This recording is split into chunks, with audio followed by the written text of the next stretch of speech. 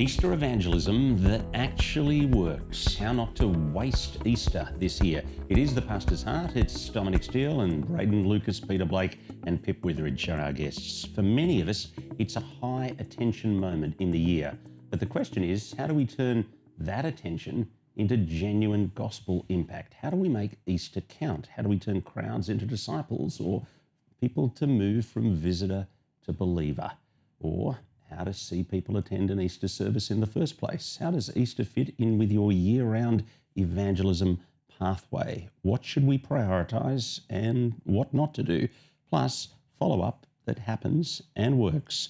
3 Sydney mission pastors are here to help us. Brayden Lucas from Christchurch Gladesville, Peter Blake from St Stephen's Normanhurst and Pip Witheridge from St Paul's Carlingford.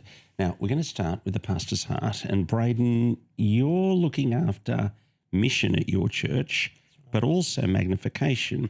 So what is your pastor's heart for the Easter weekend this year? Yeah, I mean, I don't want to claim too much to be an expert in magnification space because that's about a 2-month-old role for me. But I think my pastor's heart for Easter would say I want to see people captured or recaptured by the core truths of the gospel, the death and resurrection of Jesus. Captured maybe being those who are coming as non-Christians for the first time.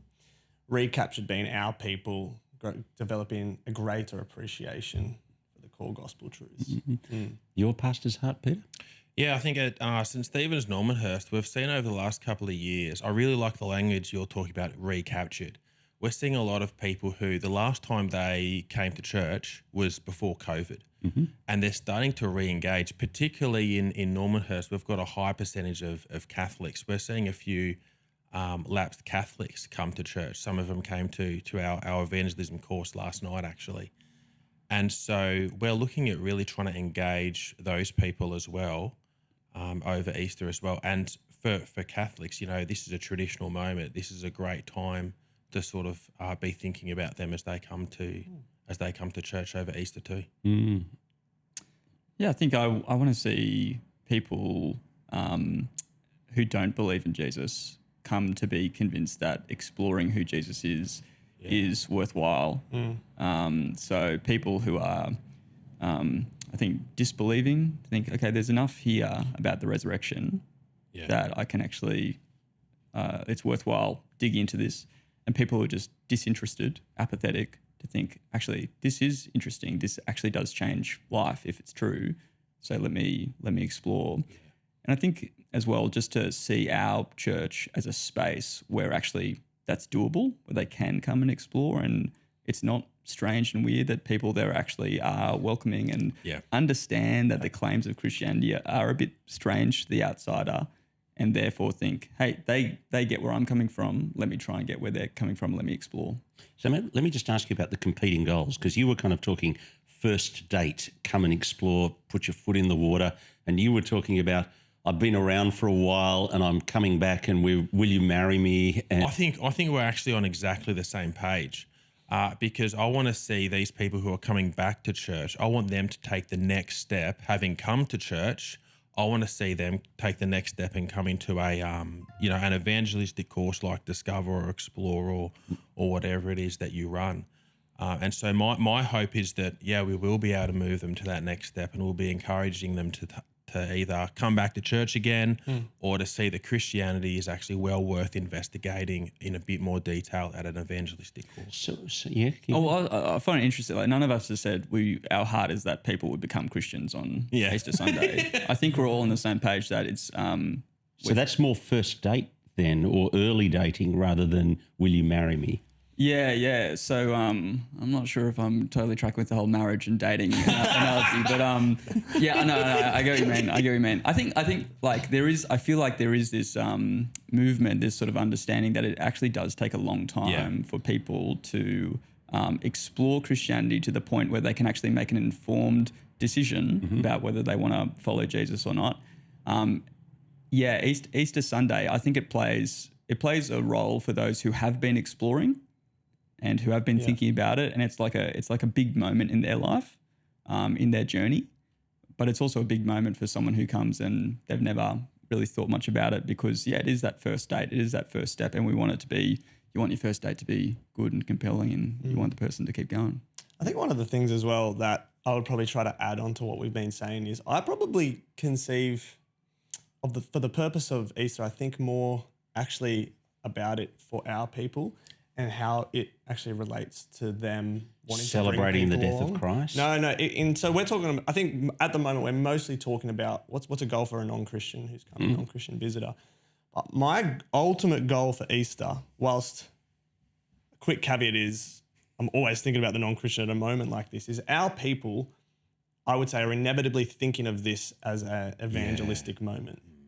And so for me, I wanted them to see us as a church put on a really good moment so that it actually builds confidence in them for other evangelistic things we run. And for us, it's of course that's the moment where we are really wanting to and prayerfully wanting to see people converted, and that's our main engine for that.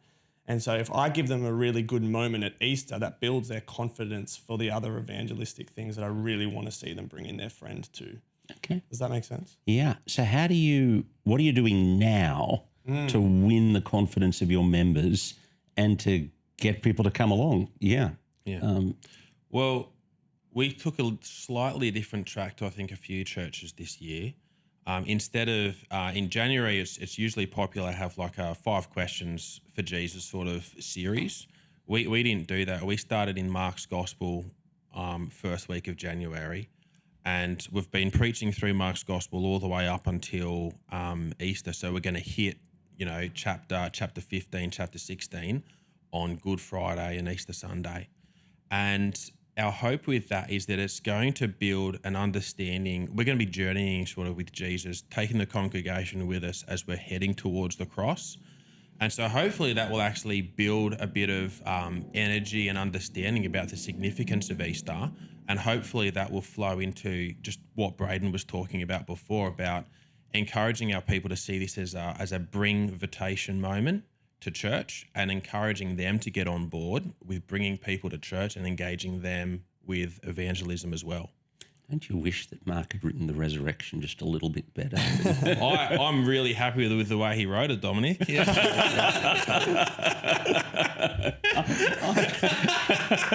I just got there and I just thought, I just wish there was a bit more detail.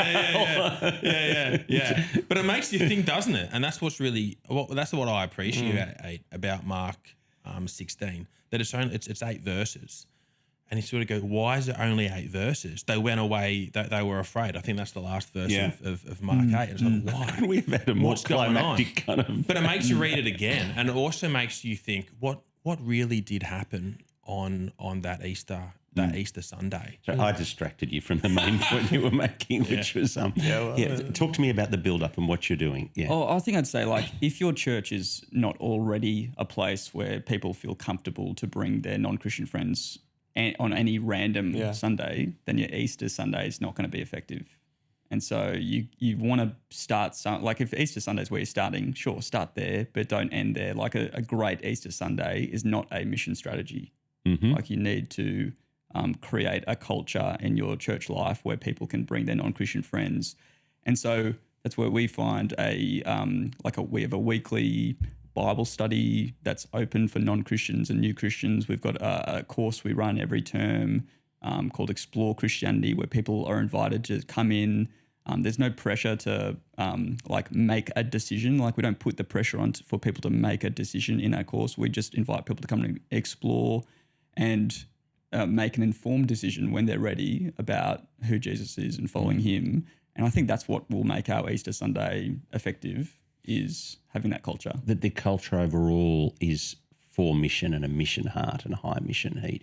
But what are you doing to draw people's attention to the fact that something's on at church this year in a few weeks' time? Yeah. So I think, like, I'd summarise it as we want clear and compelling communication in the lead up. And so advertising it early, letting people know exactly what is on and when. So you've been talking about it all year, that we're going to get to Mark 15 and Mark 16. Good Friday. It's in the calendar, but I think that's exactly right. I think maybe thinking if you're thinking flyers or postcards, something to hand people, I think that's really important. That comes back to the bring invitation. If you give your people, so 5 weeks before Easter, start putting on the seats of every seat a postcard for Easter so that people can give that to someone and bring that friend along.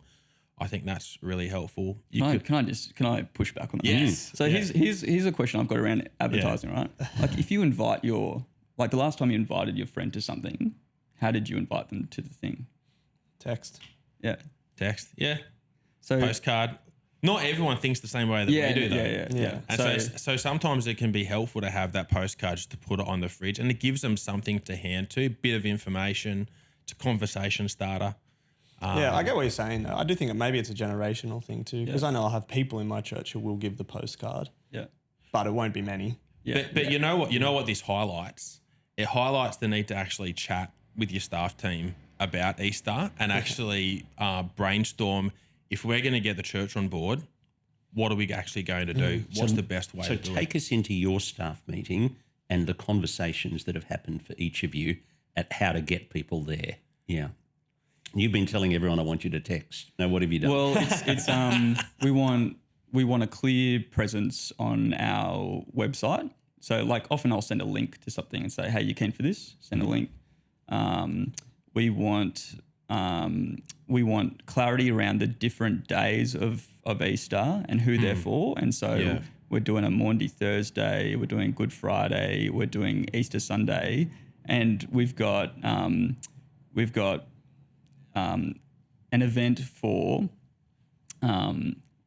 an event that's aimed at outsiders that's family friendly with kids, and services for outsiders who are not bringing their kids along.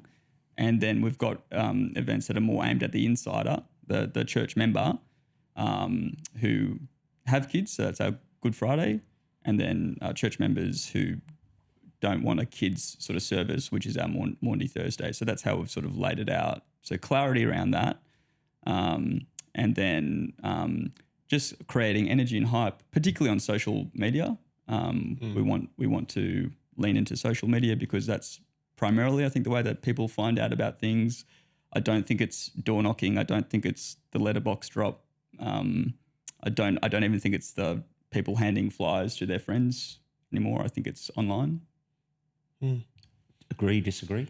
I would say I mostly agree. I think one way we do actually see people at our church, and it's a little bit because of where our church is geographically. We're right on Victoria Road in Gladesville, so heaps of people are driving past all the time. So we do get walk-ins because of signage. So we do put a bit of effort and work into our signage. I think we do too. We're not as high traffic as you, but we're on a prominent corner. But that could just be quite contextually based.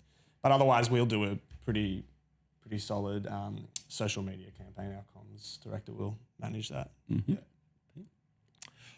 We still need to talk about it as a staff team, which is really good. We've decided who's going to be preaching and what we're going to be preaching on, but we need to talk about the sort of strategy that we're going to be doing. But I want to be, I think a good place to start is thinking through the people who are going to be arriving at church, the newcomers, the visitors. Thinking through where are they at in life, why are they coming to church. Some of them will be there like hostages. They've been invited along and they've come along because it's part of the family tradition to do. And so I think spending a bit of time, an hour or two, actually thinking through how are we going to prepare for that person. Preacher, how are you going to prepare? How are you going to preach to that person who's got their arms folded, sitting down, doesn't want to be there? How are you going to address that person in the room? What questions are you going to prepare yourself to ask at the end of the service to that person that you've seen crossing their arms? I think there's lots out of our control when it comes to saving people. God will save whoever he wants, whenever he wants. But there's also stuff that's within our control, and we can prepare ourselves by thinking through what's a good question to ask this person. How do I engage this person if they haven't really been engaged in the service? And how do I engage the person who's brought them along? Texting is great. Social media campaigns are great.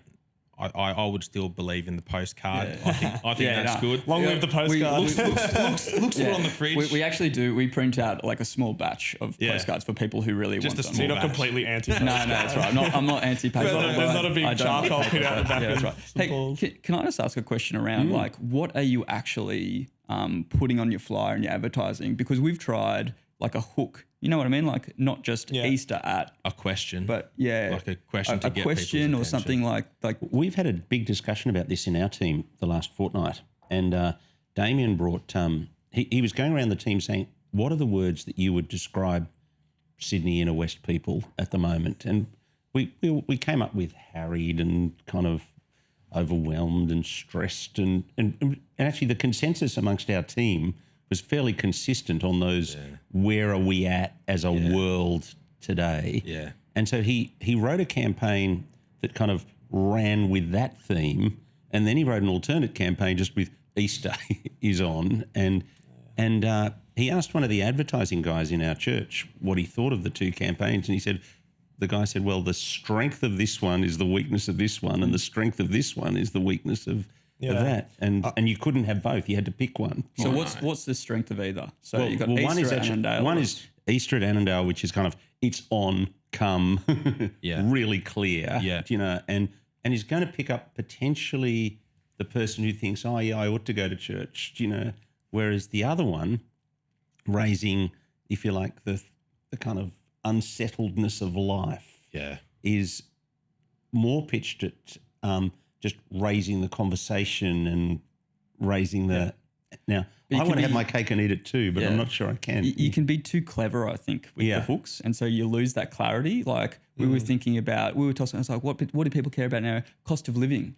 So could you do something about, you know, Jesus had to die so that we could live? That's the cost of living. And it's like, well, are we getting too clever? Like, are people going to know Easter is on it? We did a clever one a few years ago, which I think was too clever. It was about the ultimate renovation. And I mean, everyone here is renovating in terraces, you know, and the ultimate renovation is the heart change you need, you know, but I think we were just too clever. I think we worry too much about these altogether. Yeah, I think the amount of time to Easter at Gladesville. Yeah, I think the amount of time we worry about putting energy into the hook that we're trying to put on a postcard, we could be using to do something better. Yeah. You work. Your background's in advertising. But you're the pro. What do you think? This explains everything. Yeah, he's been holding out on us. Personally, I think like I am a fan of Easter at whatever, because I think it it's majors on the clarity and in our area, like I'm keen to help people who are maybe recent migrants to Australia, just to be like, oh, here's like an Anglo experience at an Anglican church. Like I want to come and experience this Easter at St. Paul's. However, this year we're not doing that. We're trying something different, just to test, just to see, you know, if it moves the needle at all, if it makes a difference. So we're doing the end of Mark's Gospel as well, and it ends on that note of fear. And someone in our staff team was like, it's like scary good news. Yeah. Wow. And so we're running with like, this is scary good news. Yeah. And so we're running with that as our kind of hook. Not too clever. Well, we'll see. We'll see, I guess. I like it because it's like, you know, people say, oh, that's scary good. And, you know, it's a hook into Mark's Gospel, and it maybe cuts through some of the noise of someone who's just disinterested. They're like, Easter's not for me, but they see this and it draws them. We'll see. The reason I kind of like play down the way you word whatever you want to word, whether it's Easter ad or a nice hook, is because actually something Pete alluded to earlier is who are most often the non-Christians that are going to be at an Easter service. I think this is also true of Christmas too. And I think it's basically two categories, but they're both feeling obliged to be there. There's a third category as well, but the biggest number of people are from two categories. The one is obliged to be there because of some religious ideal they have. Or family. Got to go to church, and the other's the family. I'm obliged to be here because mum wants me to, and it's a special weekend for mum or whatever. And so I think for those people, it doesn't matter what's on the postcard because they're going to come out of their own obligation. And what then becomes super important is, well, how do you, on the day, whether it's Friday or Sunday, greet and meet those people, cut through in the sermon, but also like, I want to overstate the importance of good welcoming and a good welcoming culture at that point. So tell me what you're telling your teams at the moment as you lead up to it. There's really what happens in the foyer and what happens on the platform and what happens in the conversations. Yeah. So a big one is I'll be working with the other staff member who oversees all the welcome teams. So I don't oversee them, she does. And so we'll be in conversation, making sure, A, they're resourced, because unfortunately Easter is also a time when some People often are a lot of away. our people Yeah. are away. So we got to. Yeah. That's number one. Are they resourced well? And depending on the people that are there, are they resourced with high competency? I think as well, like your best welcomers, and making sure that's true for all the different serve. Like we'll run 2 on Friday and then 3 on the Sunday. Yeah. And so making sure all of them are well resourced, and then we'll do a post kind of gift thing we've done the last couple of years where we'll say from the front, hey, maybe you've been here hearing about Christianity the first time or you're exploring it, something like that. We've got a little bag, a little welcome pack we might call it, that you can take on What do your you way put in out. Last year we put Rebecca McLaughlin's Is Easter Unbelievable? It's a tiny little blue book. And one thing I like about Rebecca McLaughlin, it's more down the apologetics line, which we could talk about that another time, but I'm not a huge fan of. But she often, in her books, also ends with an actual kind of gospel presentation. So I like that about hers.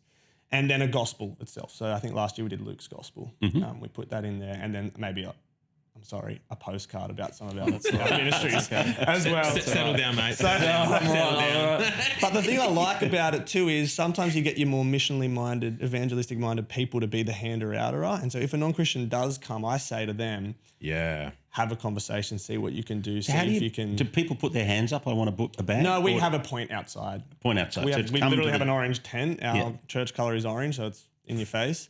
And so we say, go to the orange tent if you'd like one. That way it's kind of, it's on their own sort of initiative to have done.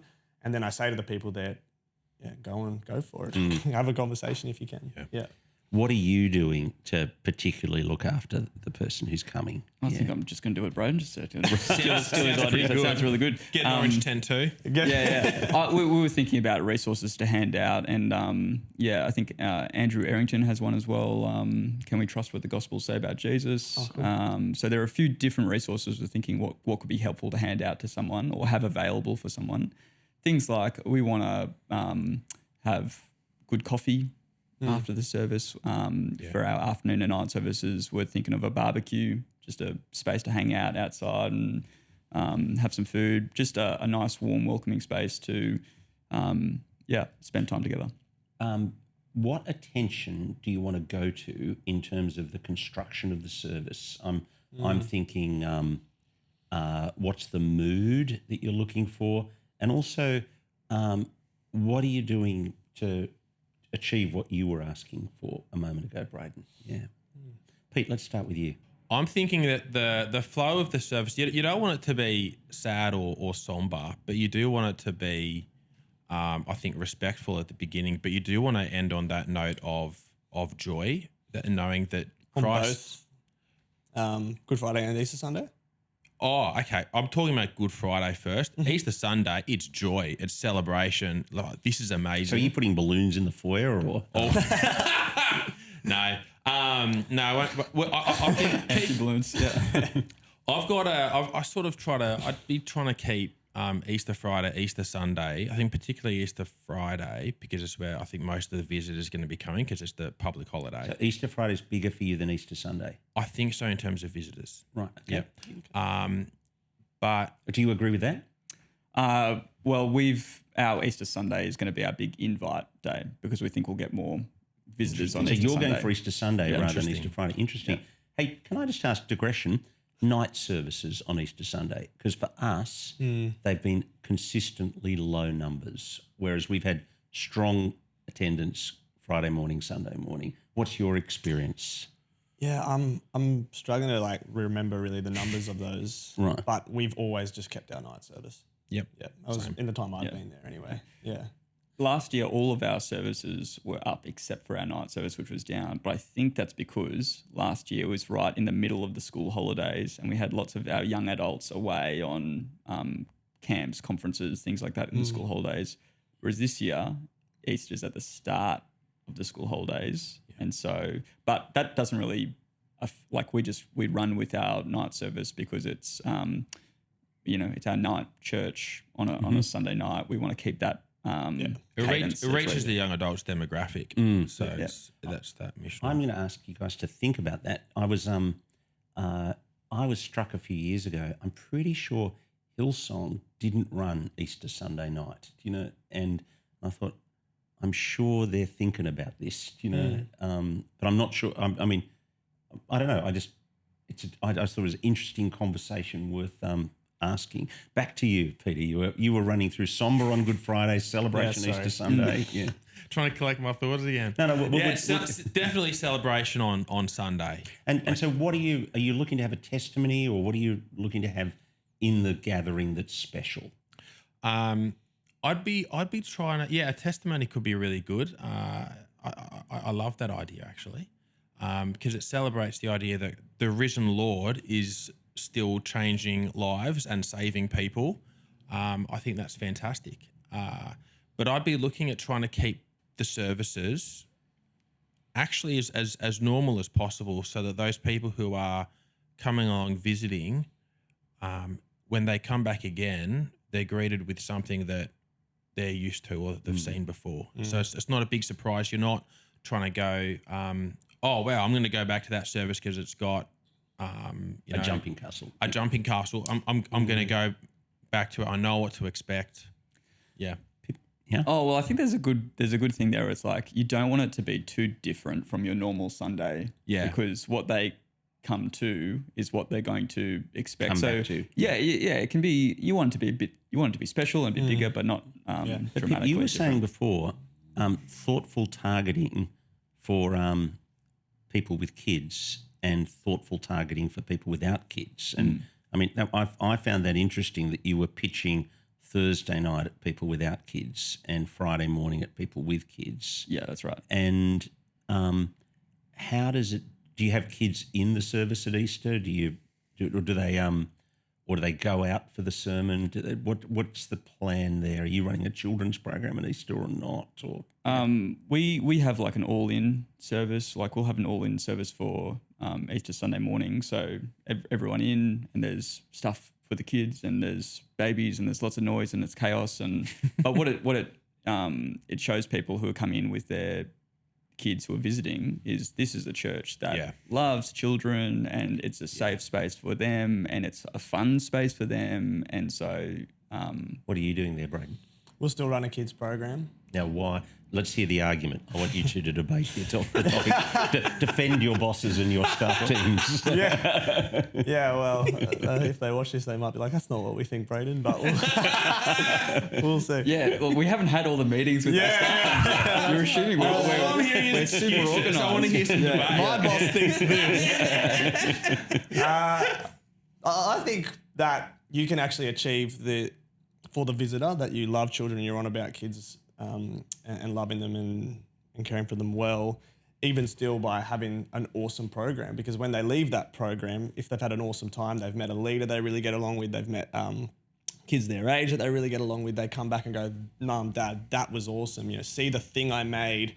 And also I'm big on the fact that we get to do a better job at teaching our kids if we do it in a way that's age appropriate for them. And that can, and that's actually the same for our adults as well. We do a better job of hitting the adults at where they're at if we can do that in an age appropriate way. And sometimes when they're all in together, we are giving up somewhere on one of those. Okay, Carlingford, why is Gladesville wrong? Well, no, Gladesville's not wrong. And probably. We want our programs to be, our kids' programs that run throughout the school term to be excellent and to, be a confidence builder for parents. But I think one of the reasons maybe is, so if you're new to church and you bring, say, your 2-year-old, your 3-year-old along, there's not that trust there already that you'd hand them off to a kids program. And so by bringing them into the service and actually seeing, like, even from the front, the talk, the songs, everything, it's kind of like that, the Pixar thing where it's like, it's for the kids, but it's kind of winking at the parents and saying, you get this as well. And do you tell your people, that's this is going to be the vibe of this Sunday morning? Yep. So if you want your, say, non-Christian spouse to come along, maybe come to a different one. Is that how? Because the thought behind my question there is, well, if I'm bringing a non-Christian spouse along to church and they see that there's a lot of kid-friendly stuff there, maybe switching off and already thinking, well, this isn't really for me. Yeah. And that might lower the confidence in the person who's brought them along. Yeah, I mean, that hasn't really been our experience. Like people who come along even without kids, if they're non-Christians and they're adults, they see that, oh, this is a church that's about like families. That's great. And they can appreciate. And I think they're, often mature enough to be like, oh yeah, I get it. I get that they want to be great for families and kids. But we do make it really clear that it will be like a family-friendly, all-in service, so that if someone is thinking that way, if someone's like, oh, I've got someone who I just want them to have like a sermon that's targeted at adults, they can bring them to the night service or the afternoon service. But something really interesting is that I was going to get you to be the deciding voice. I've got a different opinion. Classic. And but something that we're hitting on is that church is very different to society, and we all come from large-ish Sydney churches. For the small church, there's a lot of encouragement in this as well. Like, you don't need to put on. I don't think you need to put on a lot of fancy programs or change too much over Easter. Your people will do so much for showcasing the. The gospel is preached during the sermon, and we encourage each other with it. We sing it, but then after the service, we live it out. We live out the gospel to each other. And when visitors come along, and when they've tasted what secularism brings, and it doesn't taste good, when they come into our church and they see a community of people who love each other with a supernatural kind of love, despite differences. At our church, we've got people who love Trump, who don't love Trump, across all the political spectrum, but united in their love for Christ and love for each other. When they see that, and this is like the testimony of people who've come, when they see the church living out the love of Christ, that is a testimony to itself, that there is something out there that has changed these people. And so programs are really good because they can actively target demographics a lot more sharply. But for a small church that's thinking through, how do I prepare for Easter, getting your people on board, excited about newcomers coming, welcome teams firing and that sort of thing, getting people excited about the fact that there's going to be newcomers and the church community living out the way it does in love is a great testament and very powerful. I'm very interested in what you said, Pip, but I've been trying to process my own feelings as you two were debating before, and I think I'd need to admit that I feel inept at speaking at the all-age service. I think I'm a better than average communicator to the adult audience, but I really don't feel competent holding that multi-generational audience. And so I think, why did I like what Brayden was saying? And I actually thought it's actually got to do with my own inabilities. Anyway, that was interesting. How I was processing it. It's interesting. But you may have a really gifted person who can communicate to the all age. Well, so on Easter Sunday morning, our senior minister will be dressed in a clown suit. Not quite. Well, so he and our kids minister, they've got they're very different people, but they've got this great chemistry on stage because in a way our senior minister sort of plays the straight man and is very is communicating to adults primarily. Yeah. And our kids minister is just fantastic at like speaking to kids and even really young kids and getting them engaged, getting them involved. And at the same time, the adults in the room stay engaged. And so having two people up the front. So it's two people up the front, and it's working off the particular gifts of the particular people that you've got. Yeah, that's right. And so, I mean, we can argue the in principle, but it's actually whether or not you've got the gifts to pull it off. That's part of it. Yeah, I agree. I think that's even true if you don't have kids in and thinking about who the main preacher is for the different services, or if you're going to have the same person the whole of Sunday, same person, which I think is probably the way most people would end up going. Yeah. You probably want someone on your team who's a bit more gifted at the evangelistic style as well. Yeah. Thank you so much for coming in. That's been super helpful. And will prompt some really good discussion in our team. And I'm hoping lots of churches. Now I know what to tell my team about. Our guests on The Pastor's Heart, Pete Blake, he's from St Stephen's Normanhurst in Sydney, Pip Witheridge from St Paul's Carlingford, and Brayden Lucas from Christchurch in Gladesville. My name's Dominic Steele. You've been with us on The Pastor's Heart, and we'll look forward to your company next Tuesday afternoon.